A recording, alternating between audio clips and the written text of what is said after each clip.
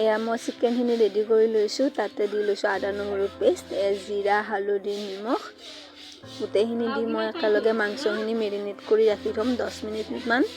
আজি মোৰ হাতত একেবাৰে টাইম নাছিলে, বহুত জল্দি ৰেচিপিটো বনাব লগা হৈ গ'ল।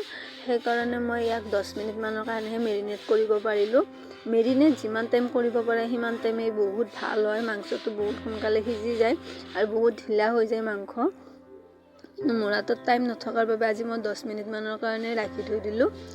এয়া মই মেৰিনেট হ'বলৈ ৰাখি থৈছোঁ আৰু এইফালে কেৰাহী বহাই দিছোঁ। কেৰাহী গৰম হোৱাৰ পিছতে দি লৈছোঁ 2-3টামান তেজপাত আৰু কাটি থোৱা পিঁয়াজখিনি।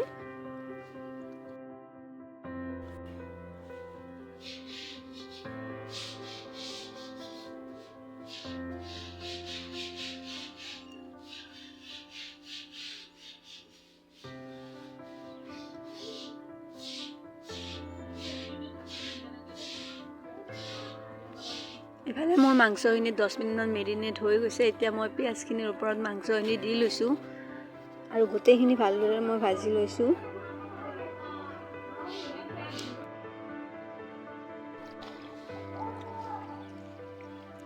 যদি আপোনালোকৰ হাতত একেবাৰে টাইম নাথাকে আৰু বহুত সোনকালে এটা চিকেনৰ ৰেচিপি বনাব চেষ্টা কৰি আছে, তেতিয়াহ'লে মোৰ এই ৰেচিপিটো ফ'ল' কৰিব।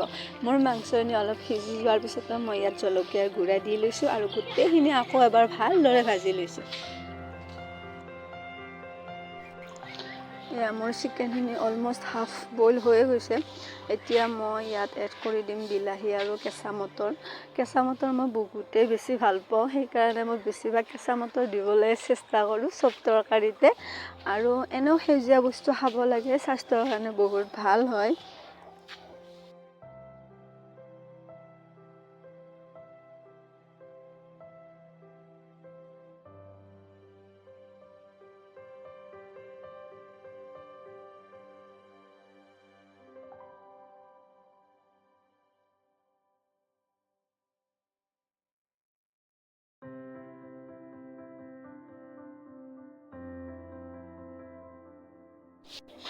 আৰু মই এয়া বিলাহীও সিজি ৰেডি হৈ গৈছে, মাংস অলমষ্ট হৈ গৈছে।